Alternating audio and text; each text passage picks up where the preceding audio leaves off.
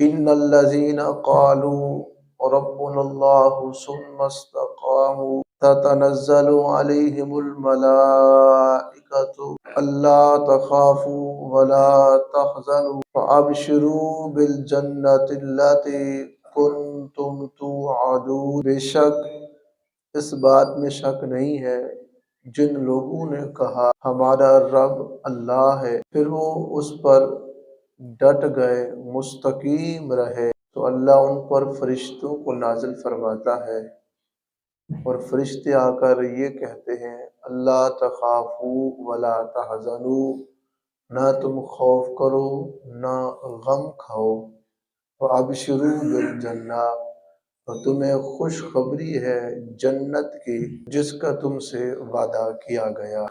یہ مستقیم کیا ہے؟ جس پہ ڈٹ جانا ہے۔ مستقیم عقیدہ وہ ہے جس کے اندر جو دہری لوگ ہیں، دہریوں کی طرح خدا کا انکار نہ کیا جائے، نہ مشرکین کی طرح متعدد خدا مانے جائے۔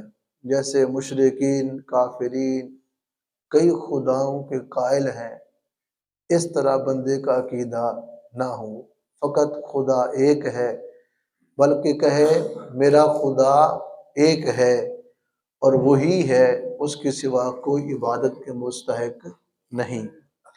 اور نہ قدریہ، یہ ایک فرقہ ہے، نہ قدریہ کی طرح یہ کہے کہ انسان اپنے افعال کا خود خالق ہے، اس طرح صراط مستقیم سے ہٹ جائے گا۔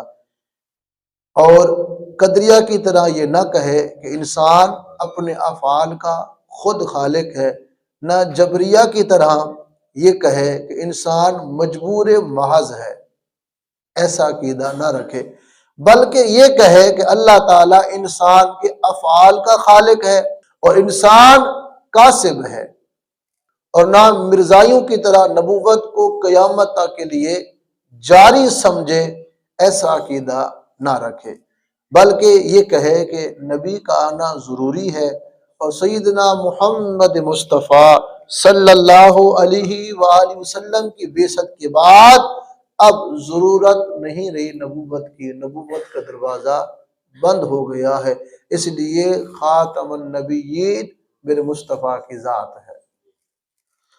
اور نہ رافضیوں کی طرح صحابہ کی مذمت کرے، اور نہ ناسبیوں کی طرح اہل بیت کو برا کہے، بلکہ اصحاب رسول اور سرکار کی اہل بیت دونوں کے ساتھ تکریم کرے، ان کی عزت کرے، یہ ہے صراط مستقیم۔ اس پر ڈٹ جائے، اللہ کریم اس کے بدلے اس کو جنت میں گھر عطا فرمائے گا، اور قیامت کے دن اسے کوئی نہ خوف ہوگا نہ کوئی غم ہوگا۔ الا ان اولیاء اللہ لا خوف علیہم ولا هم یحزنون، وہاں ان لوگوں کو بھی یہ صلہ عطا فرمائے گا جنہوں نے صراط مستقیم پر ڈٹ کر اپنی زندگی کو گزارا ہوگا۔ سفیان بن عبیدہ عبداللہ ثقفی وہ فرماتے ہیں کہ ہم نے عرض کیا رسول اللہ اسلام کے متعلق ہمیں کوئی بات بتا دے، تو سرکار نے فرمایا تم کہو کہ اللہ ایک ہے، اللہ پر ایمان لے آؤ، پھر اس پر مستقیم رہو، اس پہ ڈٹ جاؤ، اس سے پھرنا نہیں ہے، یہ تمہارے لیے صراط مستقیم ہے۔ یہ کیا ہے؟ صراط مستقیم ہے۔ اب یاد رہے جب سرکار نے فرمایا کہ اللہ کو مانو، یہ صراط مستقیم ہے، اس کا ہرگز معنی یہ نہیں ہے فقط اللہ کو ماننے سے صراط مستقیم مل جائے گی، اس کا معنی یہ نہیں ہے۔ اللہ کو تو ہر کوئی مانتا ہے، تو صراط مستقیم کیا ہے؟ تو فرماتے ہیں صراط مستقیم یہ ہے جب وہ اللہ کو مانے گا تو ایمان رکھے گا کہ وہ ایک ہے۔ وہ کیا ہے؟ ایک ہے۔ اور جب اقرار توحید کا کرے گا تو اپنے باقی سارے معاملات اللہ کے احکام پر اس کو بجا لانا ہو گیا، یعنی اللہ تعالیٰ کے سارے حکموں کو مانا، اللہ کو ماننا ہے، اس کی ذات کو ماننا، فقط صراط مستقیم نہیں بلکہ صراط مستقیم یہ ہے کہ اللہ کریم نے فرما دیا کہ مجھے مانو، مطلب جو کچھ میں منواؤں اس کو بھی مانو، اللہ کو بھی مانو، اور جو اللہ منوائے اس کو بھی مانو۔ اس کو بھی مانو۔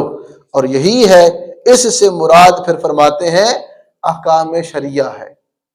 سرکار نے جو کچھ شریعت کے احکام بیان فرما دیے ہیں وہ اللہ کا حکم ہے، وہ اللہ کے احکام ہے، ان کو ماننا، اللہ کو ماننا ہے۔ محبوب کریم کو مالک نے فرمایا فاستقم کما امرتا، اے محبوب اس طرح تم مستقیم پہ رہو اور اسی طرح آپ مستقیم کا حکم دیتے رہو، مستقیم کا حکم دیتے رہو۔ معلوم ہوا اللہ کا حکم بھی صراط مستقیم ہے اور مصطفیٰ کی بات بھی صراط مستقیم ہے۔ صراط الذین انعمت علیہم، تو یہ صراط مستقیم کے متعلق پھر فرمایا یہ صراط مستقیم وہ ہے جن لوگوں پر ہم نے انعام کیا ہے، اور انعام کن پہ کیا؟ من النبیین والصدیقین والشہداء والصالحین وحسن اولئک رفیقا۔ تو یہ انعام یافتہ لوگ ہیں، ان کی سیرت صراط مستقیم ہے۔ انبیاء کی سیرت، شہداء کی سیرت، صالحین کی سیرت، صدیقین کی سیرت، یہ صراط مستقیم ہے۔ اب صالحین کون ہے؟ فرمایا صالحین اولیاء اللہ ہے۔ اللہ کریم کی بارگاہ میں دعا ہے مالک کریم ہم سب کو صراط مستقیم پر استقامت رکھنے کی توفیق نصیب فرمائے۔